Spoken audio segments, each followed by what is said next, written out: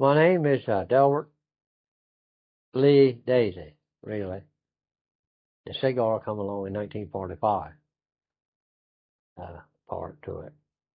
I was born in Chincoteague, March the 6th, 1928. Why did they try to Cigar? Well, that was because I relieved the Fish and Wildlife of some of their ducks. They had too many, and I stole all I could carry, And I lost the cigars in the trap. And from then on, they always called me Cigar. Cigar. No, I quit in 1960 when that first report come out. I figured it time to quit when the government said they'll kill you, hurt you.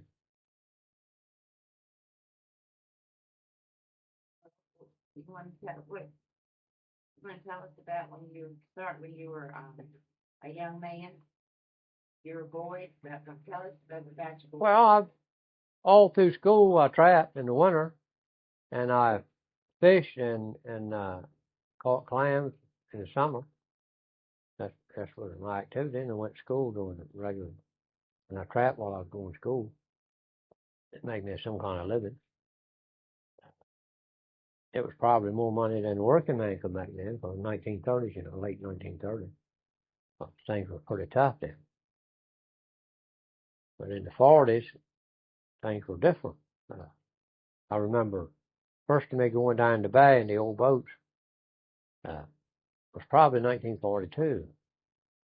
Probably 1942, and clams were getting higher price, because most of all the good young men, all the good men was in service, and all the kids and the old folks was working, climbing. That's all it was. That when I started climbing down there was 1942, I think.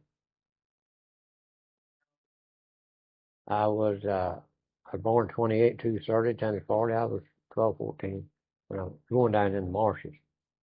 But I had been climbing long before that, like maybe 5 years before that. Tom's Cove and, various other places. They used to have a little old towboat, and you paid them 15 cents, and they'd tow you out to work. And days, and you climb the tide, you jump aboard the boat and come on in. That's the way with all the kids, and they living like that.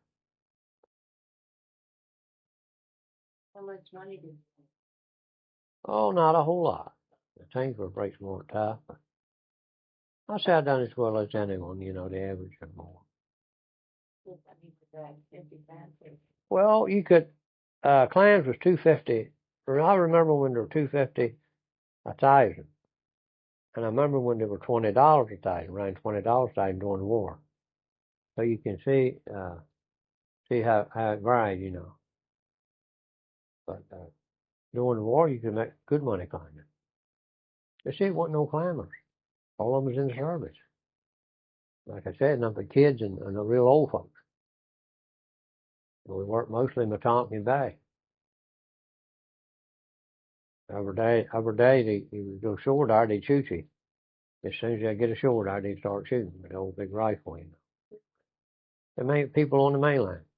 They didn't want you along that shore. They didn't own it, but they'd drive you off with a rifle. That's where it always was, all up and down this peninsula. All the property they held with a rifle. They would go take up an acre and stick up 50 or 150. And then if you got anywhere close to them, they'd start shooting you. Of course, that makes legends out of people getting shot, People goes on about it. Did anybody ever get shot? I've been shot at. That basket wouldn't hold the bullets. Nope. Never even been shot real close. Maybe 15, 20 yards. Okay. So one way it ain't in front of you ain't too bad.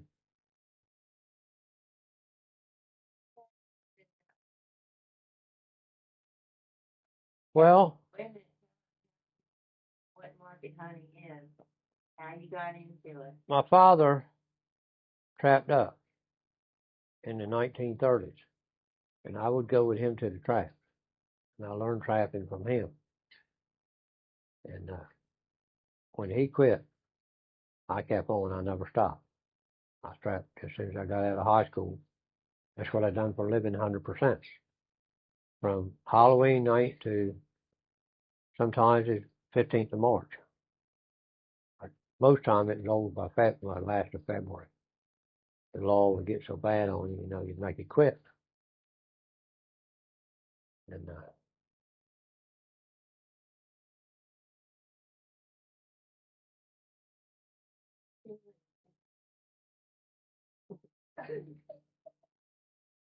you said no, that you thought he looked at you still.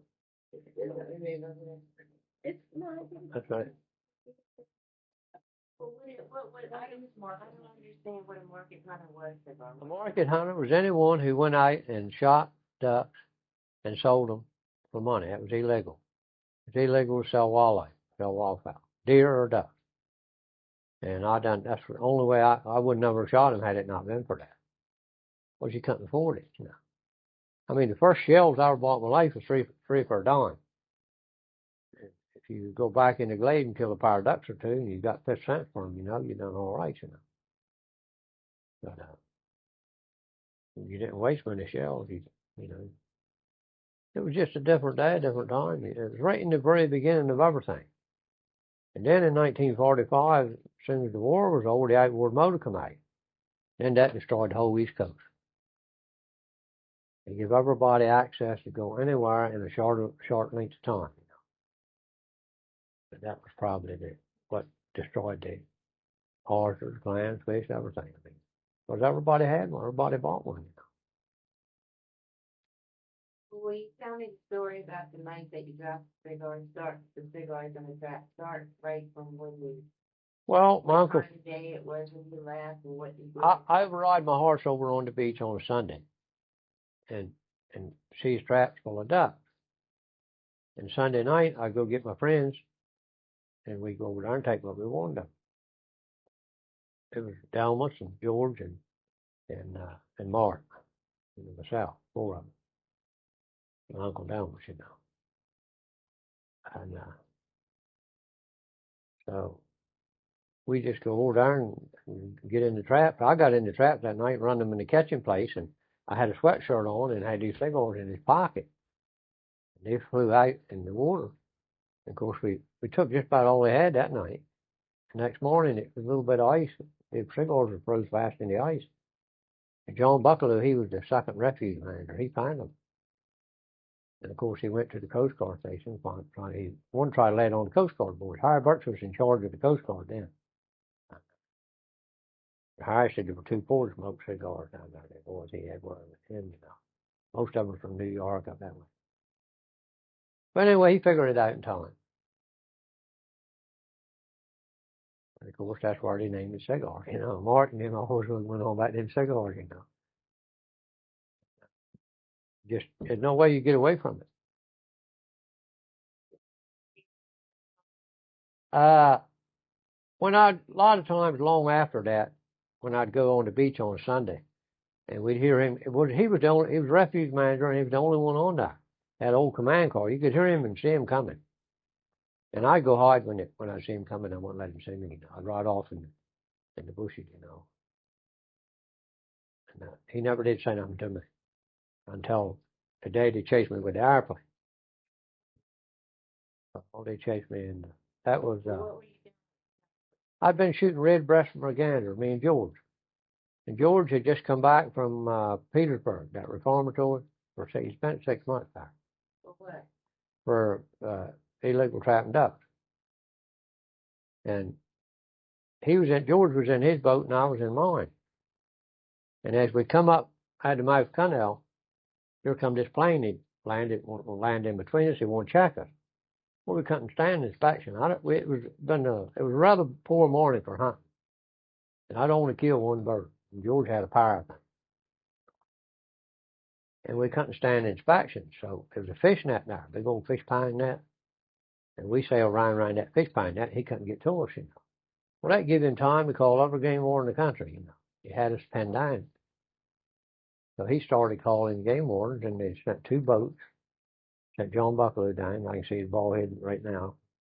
But rifle ran across the gun on them. 'Cause George's brother had shot him a few years before that, left him for dead. Anyway, the boats come. I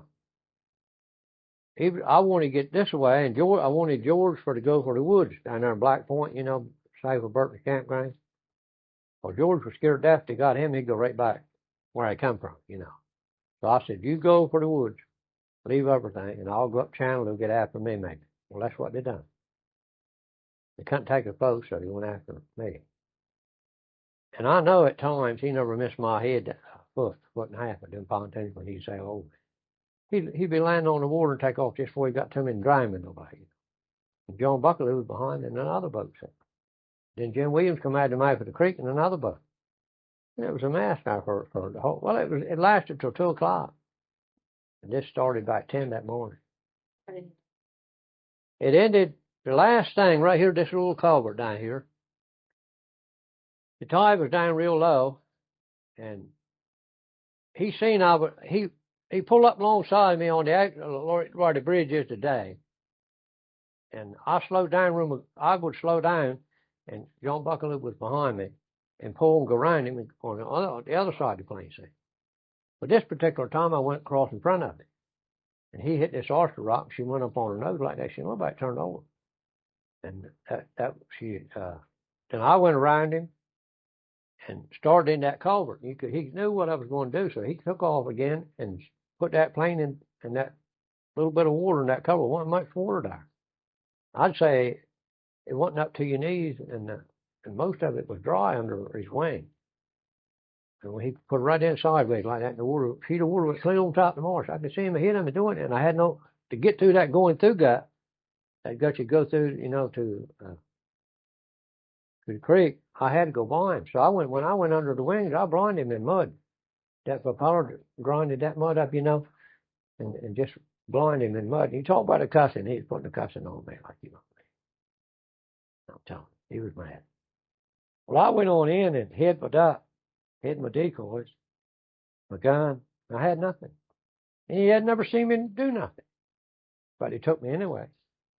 He come down and took me, arrested me on shell pile. And by that time, Enid Smillinger, he was refuge manager. Then he come down there. Want to know what's coming off? I said, I don't know what's coming off. But anyway, he took me and put me in the car with them and took me to guard shore. And he took right off there where Bill Williams' house is. He took off with that plane out of that creek and got off again and went to guard shore. And Jim Williams went with Buckley and me to guard shore. And Jim got out to watch the plane because he destroyed the plane over there too, And they wouldn't stop the Acomite. They took me to Northampton to a man by the name of Quentin Nottingham.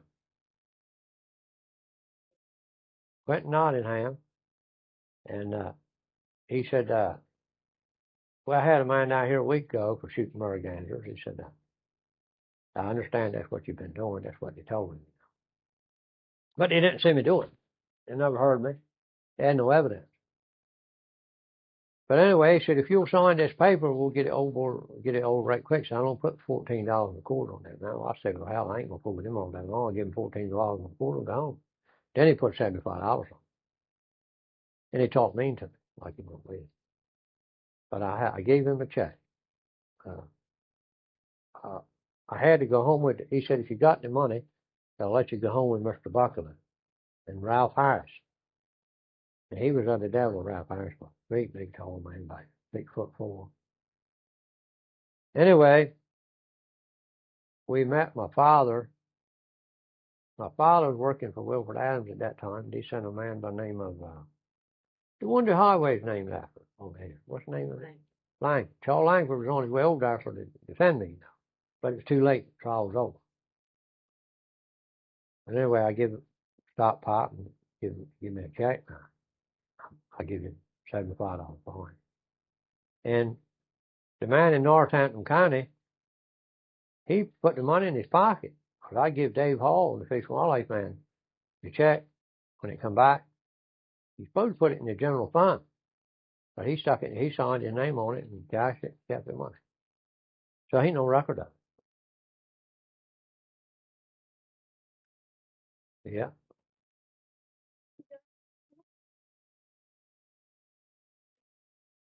Yeah. Something like that happened, like you got in trouble, got arrested or whatever. When you got home, how did the people react to it? Well, the people know that they didn't have any evidence. Today, they'd run you out of court. If you took somebody today with no evidence at all, never seen you do nothing. Now, all I done with, I'll tell you what they charged me with: resisting inspection, endangering a man's life, and government playing in a man's life, carrying a concealed weapon, and shooting migratory game birds out of season, which they didn't have any. And all I done was run from the man. Many a person's run from the law. You know that. I mean, a lot of people run from the law. It happens all the time. And the knife, I had a trapping permit, which gave me a right to carry a skinning knife. It was a skinning knife, you know. I had a right to have that with me. And I wasn't on the street. It'd been different if I'd been on in town, you know, and trying people. I was off on the water with a skinning knife, which is legal. And as far as endangering the plane, he endangered his own self. I mean, I didn't do nothing to him.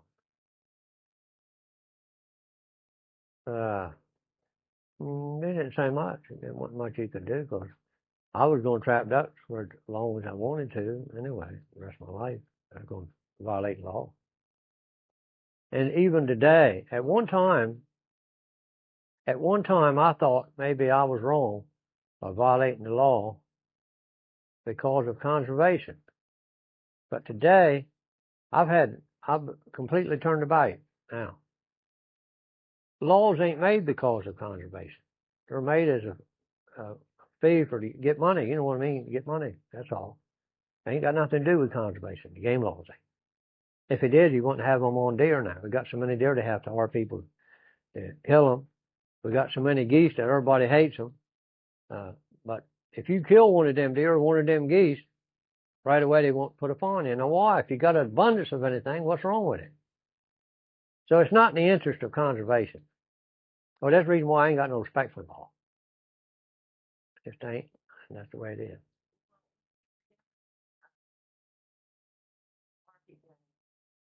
Were you making an average living or better than the average? Oh, I was making more than what man can make work. Yeah. Sometimes I'd make $300-400 a week. Most time I wouldn't make that much. And that was a lot of money. Under Eisenhower. Eisenhower was probably the toughest times I ever seen on Chincoteague. Except in 1930. Well, it just it wasn't no jobs, and shucking oysters. They were poor a lot of times. You only got a 75 cents or $1 a gallon, and any job you just want no money. Dredging, you made $10 or $12 all day long, you know, dredging oysters. $10 was a big day's work under Eisenhower. Now, before that, it was all right. See, you had a war. You had the Korean War there under Truman, you know. And seems like wartime, you make more money.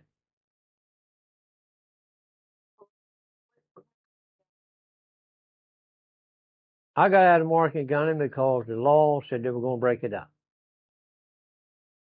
You can break up dope if you want to do it today. They can do it. All they got to do is put the penalty stuff in that. When it was 6 months and $500, I said I could stand on my head and take shot for 6 months. But when he said 2 years and $2,000, that was too strong. That was too much for me. I thought it's time to quit. And we had the equipment in the beginning in the Fish and Wildlife Center. Today they got better equipment we got. Bigger boats, bigger motors. And I know for a fact that they'll lie on you. That's what always worried me, is they convict me of something I wasn't, you know, guilty of. And it was easy enough to do, you know, if they catch you in a certain vicinity at a certain time, you know. Well, with all of this was going on, you were outlaw. Yeah, that's what people classified you as. But the old folks loved you to death for it. Because none of the old folks, the people that I knew, 20 years older than I am, They thought, the hell with the law. Ain't no law don't mean nothing, you know, when it comes to birds and ducks and fish and people done just like they wanted to. Today, you ain't got no privileges left on this world. There's none left now. You got to buy them if you lucky enough to get them. You ain't lucky enough to get them because your son can't never get a rock permit. Your son can't get a dredging clam permit. He can't never get permits. See, that's what it ain't right. It ain't fair.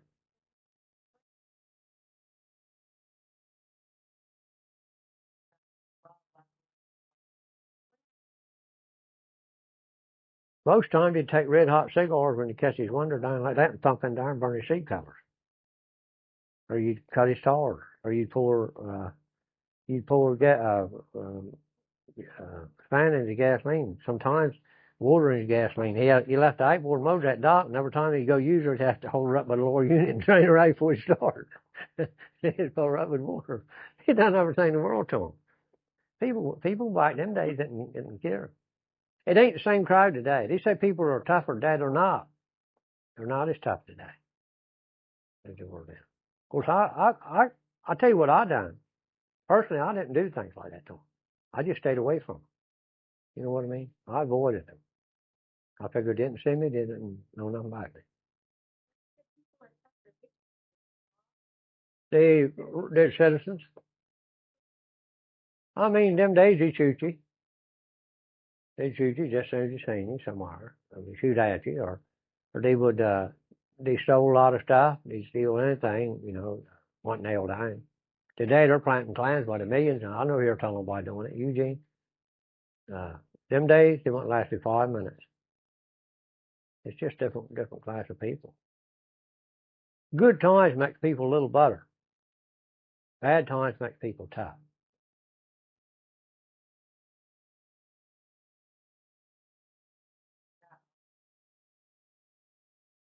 Well, I always did commercial fish, and for 13 seasons in the spring, I go get me a job as an instrument man on a survey crew.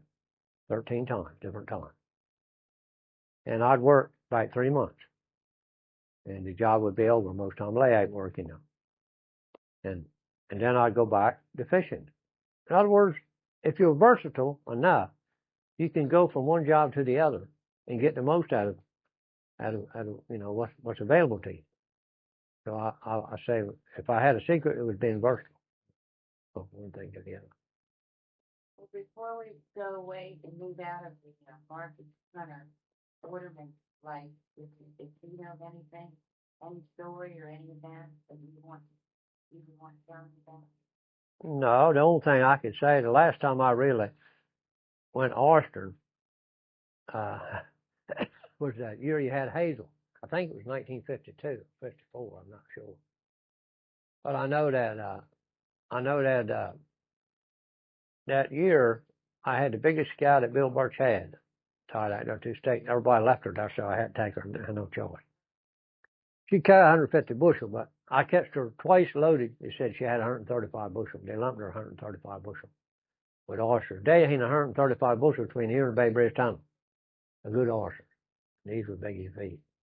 So that goes to show you how things has changed even from year Hazel was 52 or 54. I'm not sure what year was.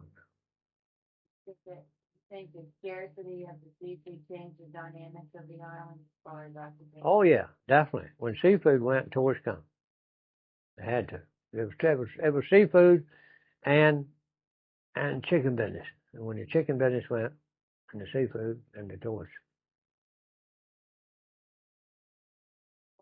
Started carving before.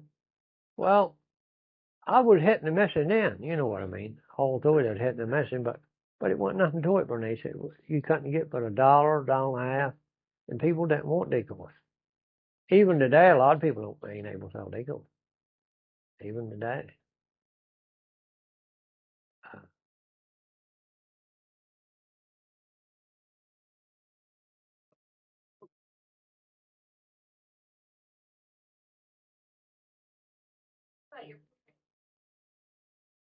Right, what now? How was that, your mom and dad? My mom was born 1909, my father 1908. And my father lived to be 70. My mother lived to be 92, and she died 2001, wasn't it? Yeah, October. She was raised on Aztec. She was raised over on Aztec, and then moved over to Chincoteague. And she lived on Jester Street there until she grew up. And the other day, I was looking at some papers, and her mother's maiden name was Sharpley. She was Neil Sharpley. So if I partake of a little bit of strong drink, don't look down word about it, because I'm related to Neil Sharpley. Yeah, sure.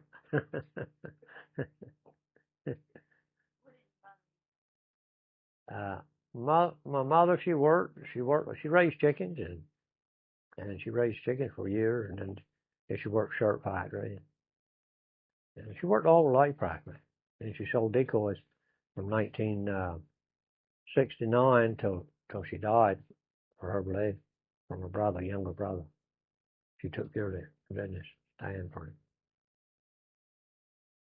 She was a young woman at work. Wasn't that a little bit unusual for a woman to be at work? Women started working during World War II, and that's been the end of everything ever since. That's all you ever found. What she just worked at factory? Factories, yeah. She raised chickens home there. She had 18,000 chickens.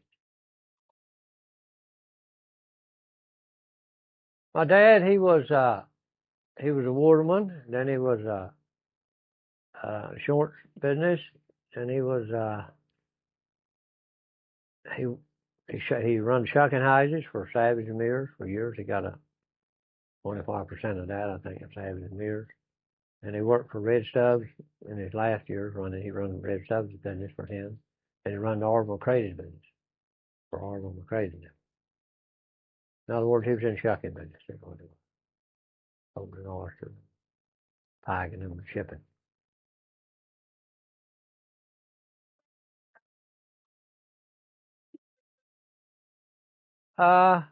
We dressed up a little bit on a Saturday night and go get us a gutload of beer over to the old Smutty Hotel. That's a place right down in town where Bill Clark's place is today. We get us a little bit of beer, on Saturday night. And that's where everybody. It was only hotel in town, Well, they had the Channel Bass, but I never, nobody went there, Work.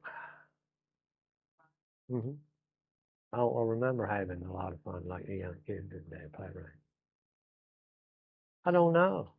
I had a different life than most people. I mean, I didn't live home with my parents, and I just, I'd get up and go to work or go fishing, things like that. Oh, I had friends when I went to school. You get to know all the children when you're going to school. But after I graduated in 1945, that was all of that. You soon lose them. And the new ones you don't know. The young ones. The old ones moved away. It's too damn bored place to live on here, and they had to move away. No doubt about it. This song's changed a lot. There ain't no doubt about it. I mean, and sometimes I don't think it's for the good, but you can't stop progress or toys. I mean, you're going to have, that's going to be. About why you think the album changed, and what was the reason? Well, I would say that the TV, two things happened in my lifetime, I think, destroyed the whole world. Television and an outboard motor. I think the two most destructive things in the world. If you'd went time in Chincoteague, any night through the week, by 11:30, you smell peanuts, roasted peanuts. You smell them all up and down the street. You've seen cars lined up on both sides of the street. People going to 4 movie theaters. There you go there 11:30 and say, damn soul, you shoot your gun down on the head or so. Ain't it? It's a whole new deal, And that's all because of television. It may be educational. I won't argue that part of it. I'm sure it is. No, I never had it. We sat out, if you had any time, you sat out to the country store and listened to people talk while they worked that day so you know where to go tomorrow, you know. If he caught more than you did, you know, go that area tomorrow, you know, something like that. That's the way it was. He had 25 country stores on here at one time. And in my lifetime, you had 25. Today, you got one grocery store. A couple of dollar stores, but they ain't really a grocery store. Would you become really famous for decoy parties? I think you better use that word infamous. That suits it, but infamous. Infamous. Well, because the market honey, but you. People love that. People love the old hunting stories, you know. It's a thousand I could tell you, but you know, time won't lie. So have story after story of things that happened to you, you know. Start talking to me about starting to carve decoys and how you got started. Well, Why? See, during the 1950s, I got tangled up with William J. Mackey from Delbert, New Jersey, and he was a collector, biggest collector was in the country. And I would, he would bring his kid down here and want me to take him fishing, and he'd go hunting decoys. He'd rather go hunting decoys than anything in the world. And then he would tell me to buy these decoys for him. This is the 1950s now, and that's what I would do. I would go, and if I had any old decoys, I'd go buy them and call him, you know, and he'd come get them. And pick up a little bit of money, you know. But they were cheap then. $4 or $5 you could buy anything. $3 or $4. Some of them $1. Some of the good decoys I paid at least $1 for. And I got to know him, and I said, it looked to me like then that decoys were going to be a little bit more, you know, be more known. And I started making a few more, you know. Not a whole lot, no, just a few. Because I had other interests. I was fishing, I was commercial fishing. And in the season, like I said, being versatile, you go when at certain dates. When them dates come, you know it's time for the fish to be here. And that's the way I work. And later on, by 1960, I said, it looked like fishing's going down some. Me and Miller Jones had just destroyed the sturgeon along the coast. There ain't been no more big sturgeon since.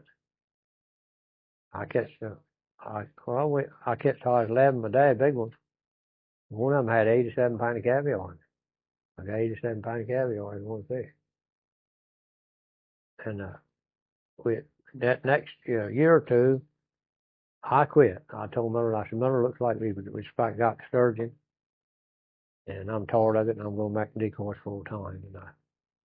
And I went making decoys full time. Now, once in a while, for a weekend or something like that, I'd grab up the nets and go make me, you know. And I know fish was going to be a big run of fish. I'd quit just long enough for, you know. They were cheap. $1.50 and $3. Yeah, I always could sell stuff for a price, but it wasn't much money. And then they went $5, you know. And it seemed like the higher they went, the more that you got. I mean, more people wanted. And Bill Mackey would write these articles on them, you know, and people began to put a value on them. And it was then about that time when they recognized it as American folk art. But prior to that, you know, it wasn't nothing, just a craft, you know.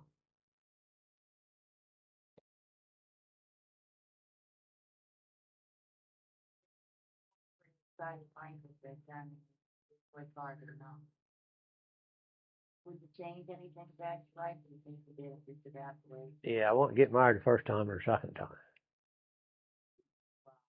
No, I wouldn't. I married the same woman twice, so I said, might as well say, you know, I wouldn't do that. I wouldn't do a stupid thing like that. Outside that, I think I've done just about the same. That you have any special memories that you want to tell us about? Oh God, I got so many memories, it's pitiful. That's all you got. That's all you got. Now, my friend says you should think young and think about the future, but your mind is full of things. When you get my age, your mind is full of things that happen to you, and you can't just erase them out of your mind. You can't do it. You know, it's harder. But you should think young as you can. I realize that, you know.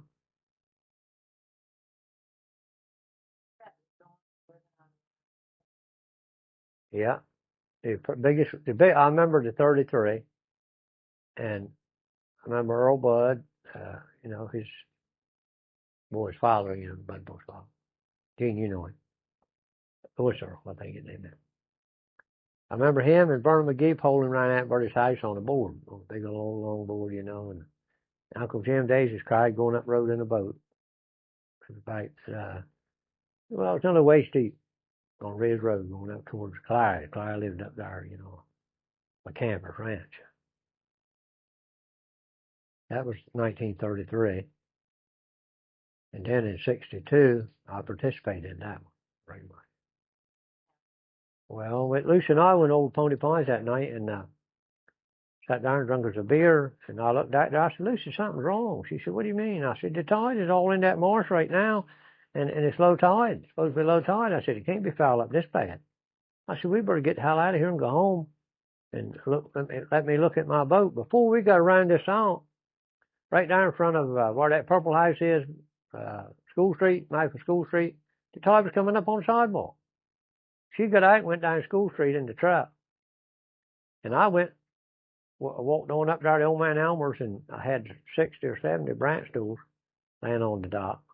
See, people, even then, they wouldn't work that much. That was 1962.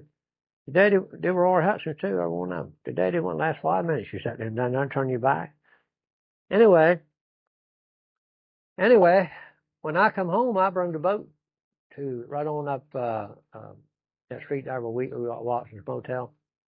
Cut through place and come right and tie the boat to the doorknob. And that night, all of a sudden, there wasn't no electric. Everything went out. It was dark as night I've ever seen in my life. Never had no radio, never had nothing. And the tide kept rising until it rose up by 4.5 foot in that yard. Nobody ready to come in the house. It didn't quite make it. The next morning, crack of daylight, Lucy wanted some cigarettes. She said, I know cigarettes. I said, I'll get you some somewhere. So I got in the boat and went helping people, take them out of lower the houses, you know, moving them to higher ones and different things like that. And they were landing a helicopter down School Street, down the school ground, in the water. They landed a helicopter in the water, deep water too, fairly deep there. And I'd fray them to him, and then finally I went downtown. I went and looked at my brother's boat. My father's working for Red Stove then. And then I went and looked at my brother's boat. She was up on top of that shell pile, horse as high as this height.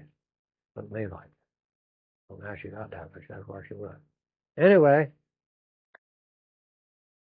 I left there and went downtown, and just about time I got off the old Silco store, here come a boat from Ocean City.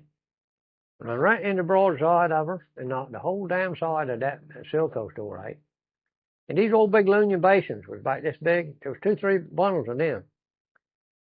And I was going to scoop them up, you know, when they come out down the street. When I looked down them, they had a carton of Fatima cigarettes in them. I hope God it come with that. Fatima. I don't know whether you ever heard tell of Fatima or not. Well, that's what it was. So I laughed over that. I said, I wish that boat would go through that liquor store. I'd load up. I was going to load up on that if you went through that liquor store.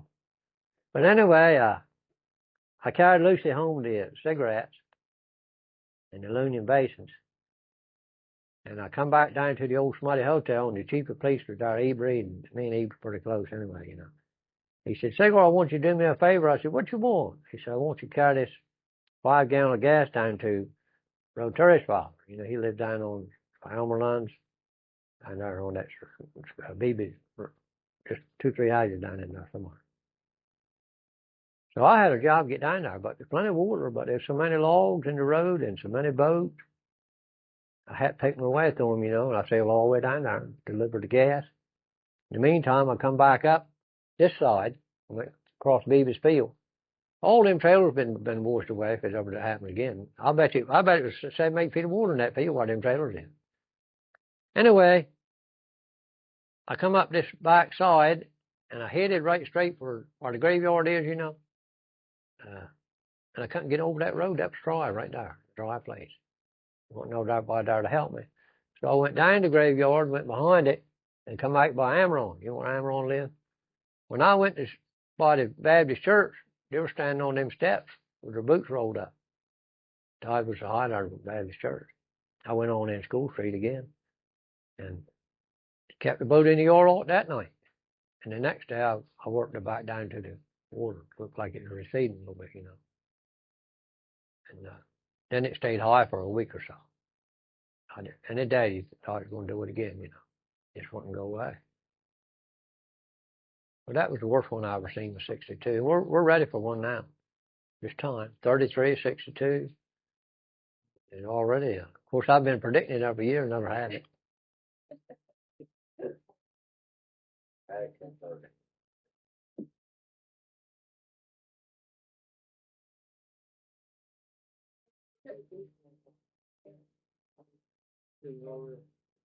Or tell them that story about the when you've worked with the hunting lodge and taking people out.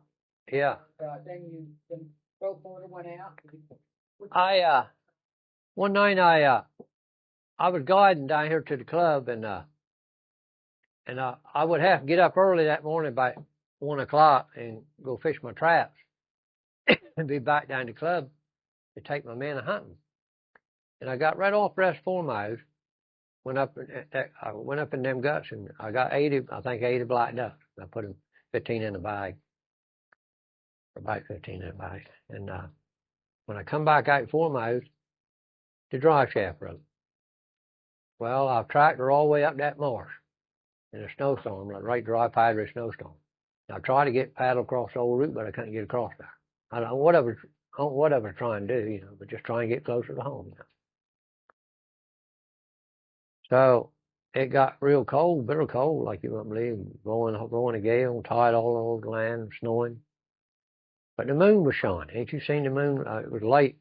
She wasn't shining, but it was light. So what I done, I laid down in the bottom of that boat and pulled them ducks on top of me, live ducks on top of me, you know. It was just as snug in there as it could be, you know, the rest of the night. That dry boat.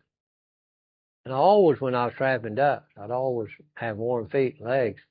Or I'd take 2, 3 bags of ducks and put on my feet, around my legs. It's things you learn, you do, you know, that'll help you. What was the most duck that you ever caught on one night? Well, I've caught 87 right back where your feet is. In other words, I had 2 little traps there, and they had 87 of them. And now I had 58 in one little trap one time. But I've catched 135 or 40. I didn't try to catch no more than that. It's too much trouble, too much chain toting them. You see, when I'd come to where Memorial Park is, I had towed every one of them ducks to the bank, and you know, I did 2 bags and then 2 bags, 2 bags and 2 bags, and that was the danger part when you come ashore. What was your biggest year? 27 or 2,800, something like that, so somewhere in between. The biggest one I remember. And when you were trapping ducks, which species was? Black duck was 99%. Now I did catch 30, 40 teal once in a while or something like that. I caught a lot of teal one time up Cat Creek. I had a lot of weed seed, and then weed seed now I think might have caught me to catch them. And I catch pintails once in a while, a few pintails. What was the biggest day that you had, or biggest week you ever had? Trip. Well, see, we worked 3 of us together when we were oyster.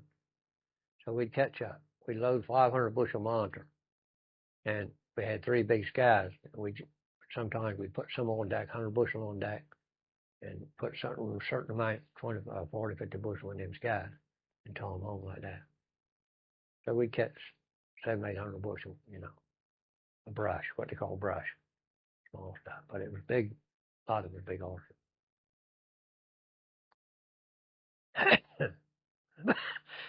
But you didn't get my 5 cents bushel. See? When you caught a lot of stuff on the water, you didn't get nothing for it. The same way with making decoys.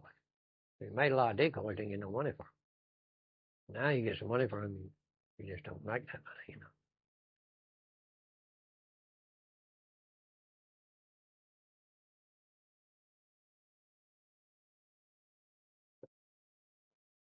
I think every farm always gets more of Yeah. working.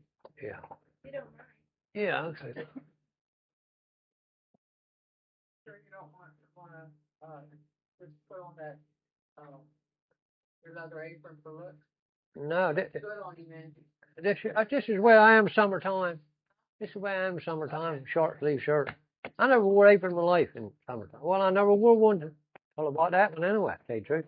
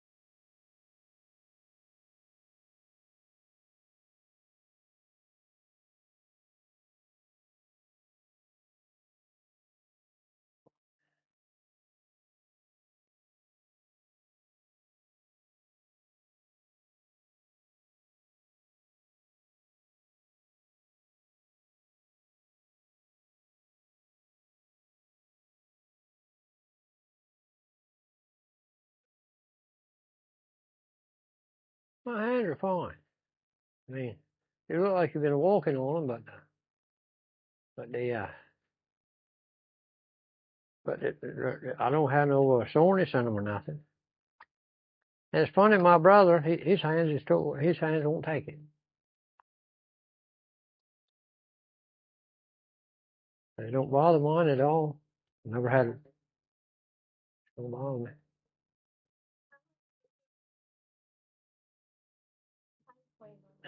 Well, sometimes it takes a right good while, according to how good you do, you know. If you do something nice, it takes a lot of time. If you do something in an hour or two, you ain't, you know, a couple hours, you ain't cut too much.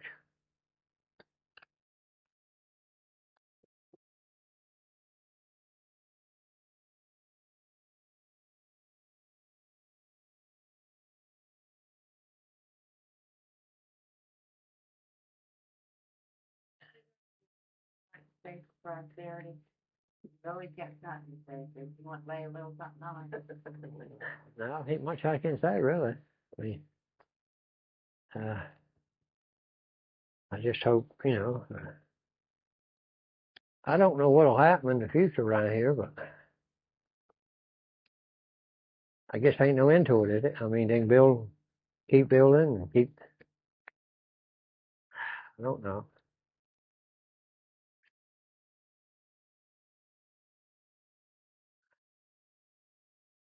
Now, the beach is going to be a problem in the years to come. First storm we have. They expect a beach to go to. I don't know. I guess it'll be one somewhere, but won't be where it is now. We gotta get ready to go do this with Harry. Want to come with us, make fun of him while we do it? No, I wouldn't make fun of Harry. I think you'll enjoy Harry. Harry's got a great sense of humor, and he's done a lot of things. He's been in the Coast Guard. And he was a linesman. Harry's quite a character.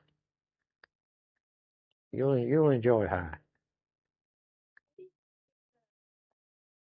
Well, I used to be a horseshoer too, you know. I used to shoot horses when I was younger, and I always made horseshoes, and I've owned a forge all my life.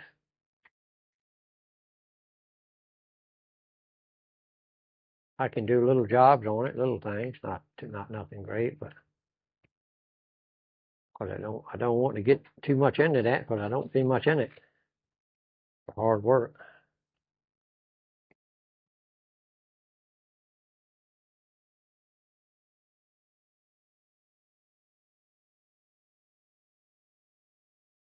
I've just about done about all this I can do. So I go to sanding, you know. About to go out to the boat.